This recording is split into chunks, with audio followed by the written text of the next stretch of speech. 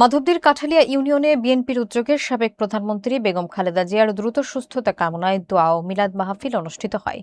দোয়ার শেষে অসহায় এবং শীতার্ত মানুষের মাঝে শীত বস্ত্র বিতরণ করা হয়। বিস্তারিত দেখুন মঞ্জুরুল আলমের প্রতিবেদনে। মাধবদীর কাঠালিয়া ইউনিয়নে মঙ্গলবার বিকেলে বাংলাদেশ জাতীয়তাবাদী দল চেয়ারপারসন ও 3 বারের সাবেক প্রধানমন্ত্রী বেগম খালেদা জিয়ার দ্রুত সুস্থতা কামনায় দোয়া এবং মিলাদ মাহফিল অনুষ্ঠিত হয়। অনুষ্ঠানের আয়োজন করেন মাধবদী থানা পৌরসভা ও কলেজ ছাত্রদল। এতে প্রধান অতিথি হিসেবে উপস্থিত ছিলেন সাবেক সংসদ সদস্য, বিএনপি জাতীয় নির্বাহী কমিটির যুগ্ম মহাসচিব খায়রুল কবির খোকন। উদ্বোধক হিসেবে ছিলেন বিএনপি জাতীয় নির্বাহী কমিটির স্বনির্ভর বিষয়ক সম্পাদক ও সাবেক এমপি অ্যাডভোকেট শিরিন সুলতানা।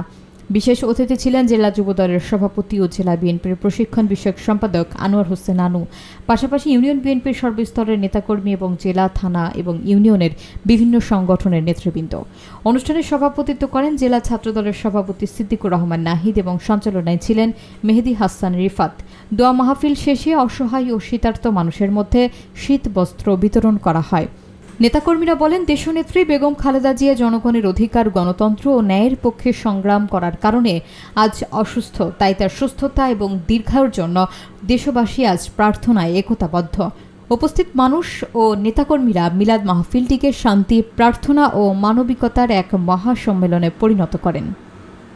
পরিশেষে দেশনেত্রী বেগম খালেদা জিয়ার জন্য যারা নফল নামাজ পড়েছেন, দোয়া করেছেন, করতেছেন, যারা রোজা রেখেছেন, রোজা রাখতেছেন, তাদের চেয়ারপারসন, সাবেক প্রধানমন্ত্রী, আমাদের প্রিয় নেত্রী বেগম সিদ্দিকুর রহমান নাহিদ, উপস্থিত আছেন প্রধান অতিথি বাংলাদেশ জাতীয়তাবাদী দলের যুব মহাসচিব, সংগ্রামী জননেতা সাবেক এমপি, নরসিংদী জেলা বিএনপি নির্বাচিত সভাপতি জনাব খায়রুল কবির খোকন। উপস্থিত আছেন ছাত্র দলের আমাদের নরসিংদী পৌরসভার যিনি মেয়র পদে ইলেকশন করেছেন, আমাদের সংগ্রামী জননেতা জেলা বিএনপির নেতা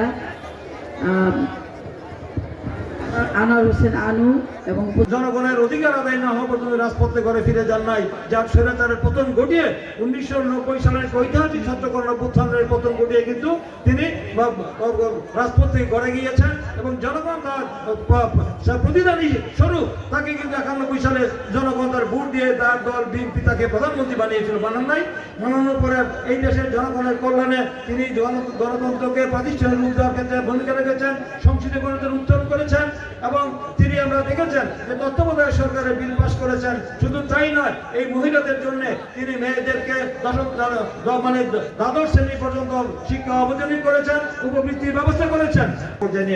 তাই জন্য তাদের কাছে সালাউদ্দিন তো বলছি, সালাউদ্দিনের নাম বলছি, সালাউদ্দিনের ব্যানারই দেখা যাচ্ছে এখানে। উপস্থিত আমার প্রিয় সহকর্মী নেতৃবৃন্দ, উপস্থিত সম্মানিত